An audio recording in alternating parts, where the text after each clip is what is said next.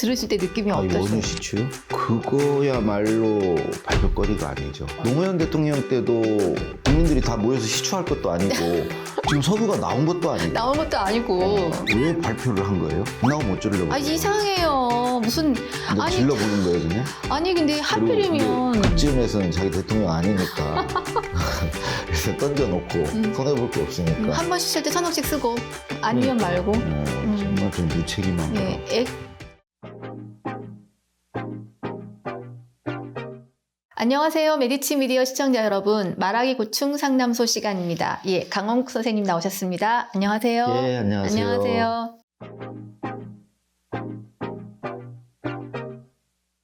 자, 오늘 말하기 고충 상담소의 주제는 발표와 연설이에요. 대통령의 말하기 연설 비서관이셨는데 두 분의 에피소드 있었을 것 같아요. 대통령 두 분의 연설 발표 이런 걸 준비하시면서. 그 연설이야 미리 이제 예정이 돼 있어서 시간을 갖고 준비할 수 있는데 발표는 갑작스럽게 하는 경우들이 많아서 정말 그건 순발력과 이 스피드를 요구하기 때문에 그럴 때 되게 준비하기 힘들었고 긴장하고 발표문 작성이 이제 내용이 되게 이제 중요한 사안들이기 때문에 이제 의례적인 연설보다 훨씬 준비하기도 힘들고 순발력도 요구하고. 그때 발표문이 왜 그렇게 즉시성이죠? 이렇게 이슈를 체크하면서 준비하는 거 아니에요? 대통령이 발표를 한다. 그런 경우는 예를 들어서 뭐 재난 재해, 큰 위기 상황에서 이제 대통령이 이제 국민들을 위로하고 또 이제 너무 걱정하시지 않도록 또 그리고 대책과 이런 걸 해 나갈 것인지 이런 걸 이제 밝히는 그런 발표가 있고 국민들께서 되게 이제 궁금해하는 그런 사안일 수 있거든요. 그리고 국민적 갈등 사안 뭐 이런 거에 대해서 대통령의 입장을 밝히거나 설명을 해야 되는 그런 것도 이제 발표 형식으로 하게 되고 대통령의 어떤 결심이나 결단이 필요한 일. 네.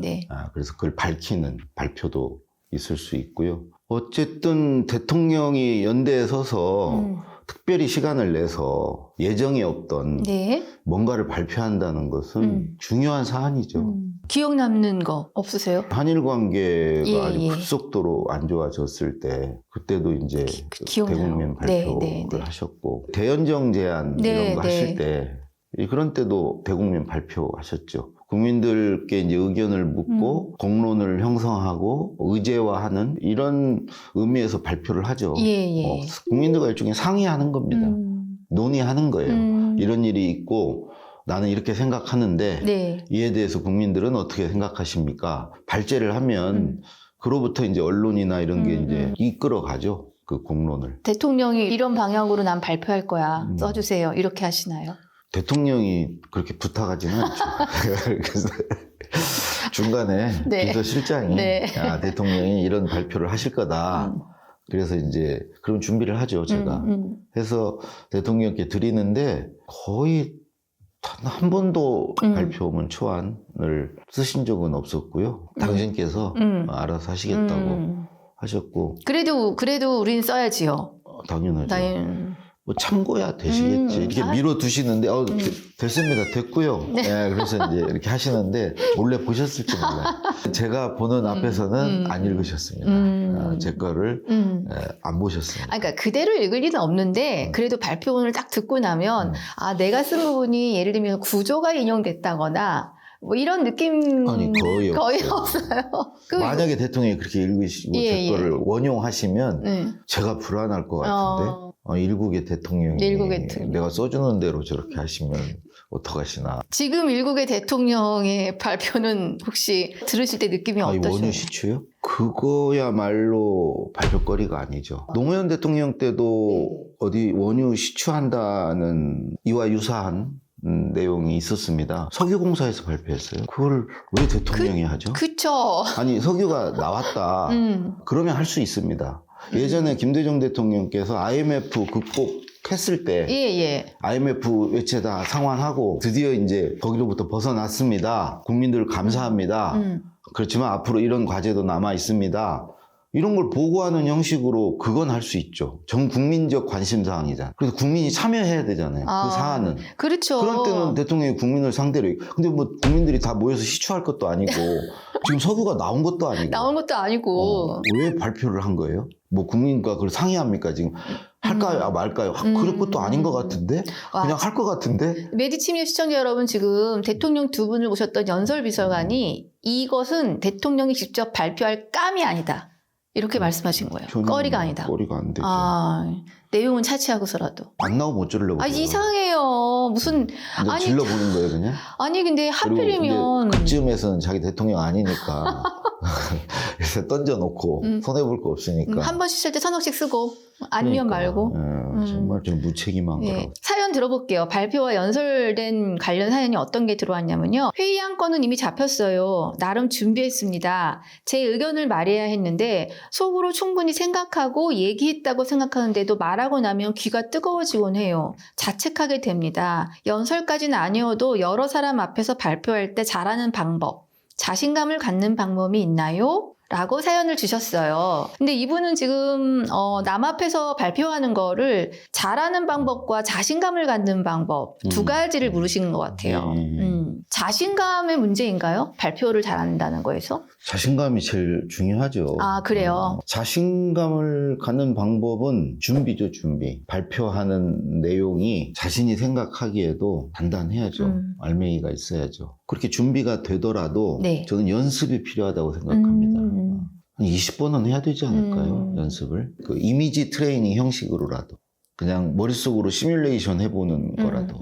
시작부터 끝까지를 발표할 내용을 머릿속으로. 그 연습이 필요합니다. 근데 뭐 자리에 앉아서 이렇게 연습하고 그런 거 오히려 더 연습이 안 되고요. 예. 걸으면서라든가 운전하면서라든가 샤워하면서라든가 다른 일을 하면서 20번 연습하는 거 어렵지 않죠. 그 정도는 해야 된다고 생각합니다. 준비도 연습도 없이 나는 발표하면 떨려.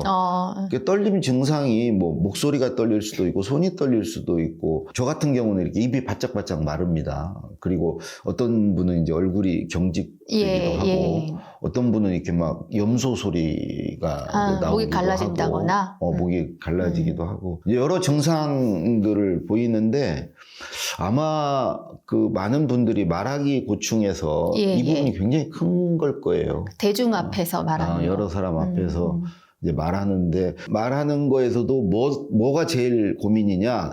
저는 떨리는 거라고 생각합니다. 준비와 연습이 충분히 된 상태에서는 전 떨리면 떨리는 대로 하는 게 뭐 나쁘지 않다. 준비하고 연습했는데도 떨릴 수 있거든요. 그래서 오히려 저 같은 경우도 이제 그렇게 떨릴 때 그걸 오히려 설렘이라고 계속 이렇게 자기 암시를 했습니다. 이렇게. 떨림과 설렘은 정말 한 끗발 차이입니다. 설렘일 수도 있어요. 내가 이렇게 많은 사람들 앞에서 그럼 기회를 갖고 내가 이제 뭔가 시도를 하는 거 아닙니까? 이런 것은 두려움일 수도 있지만은 약간 설레임일 수도 있어요. 좀 설렘으로 받아들이고 여기서 이제 하나 더 나가면 왜 떨리냐? 자기를 중심에 두기 때문에 혹시 내가 이거 말하다가 까먹어서 발표를 중단하게 되면 어떡할까? 다른 사람들이 나를 이 발표를 듣고 어떻게 평가할까?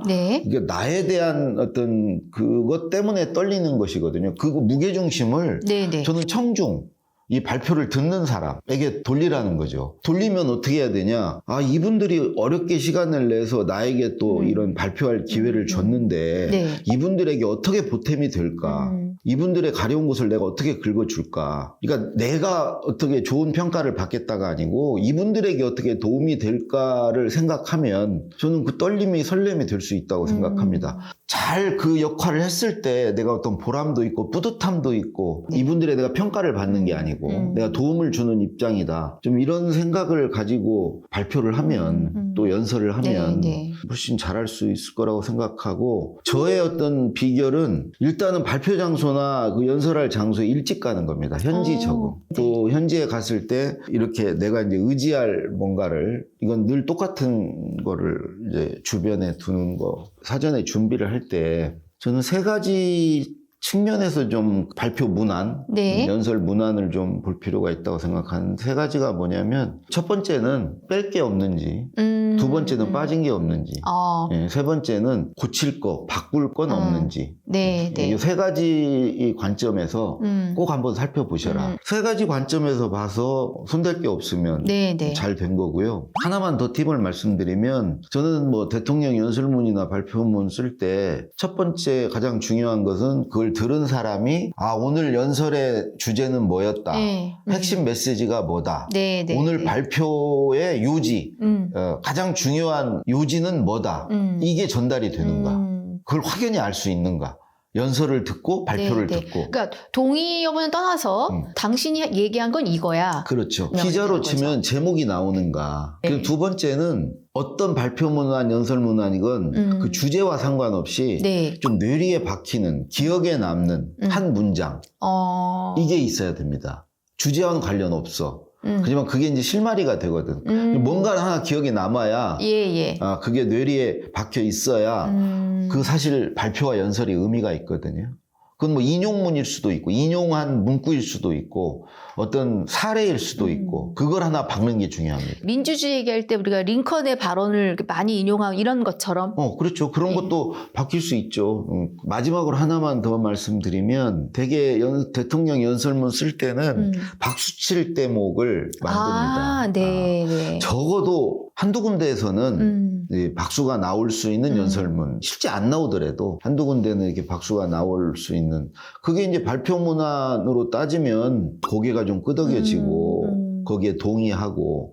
자, 지금까지는 사실 우리 일반적인 경우에도 한 말씀 하시죠. 이런 경우가 좀 있어요. 여럿이 모였는데 한 말씀 하시죠. 예. 수시로 당해요. 네. 동문회 나가도 동기들끼리 모여도 일어서서 한마디씩 이렇게 하게 되고 네. 어디 뭐 새로운 모임에 나가면 자기소개해야 되고 뭐 특히 이제 또 나이 좀 되고 어른 되면은 뭐라고 그래야 돼요? 그건 정말 하기 싫은 건데 의무적으로 이제 한 말씀을 해야 되는 상황에 처하는데, 이것에 대비해서는 딱 머릿속에 자기의 어떤 그 말의 틀 이런 걸 갖고 있는 게 좋습니다. 갖고 있는 게. 예를 들자면 자기가 좀 나이가 많고 이제 윗사람이어서 뭐 덕담이나 어떤 격려의 말 뭐 이런 게 필요하다. 네. 그러면 뭐 1번 여러분들이 그동안 이런 거 해주셨습니다. 2번 감사합니다. 고생하셨습니다. 3번 그러나 여기에서 안주하면 안 됩니다. 우리 앞으로 해야 될 일이 많습니다.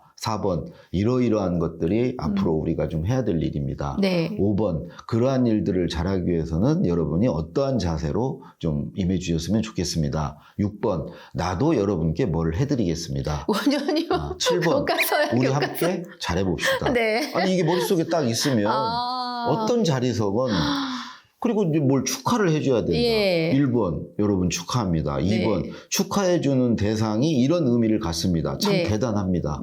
3번 이 그 축하받을 대상이 갖는 의미를 앞으로는 더 계승 발전시키고 승화시켜 나가야 합니다.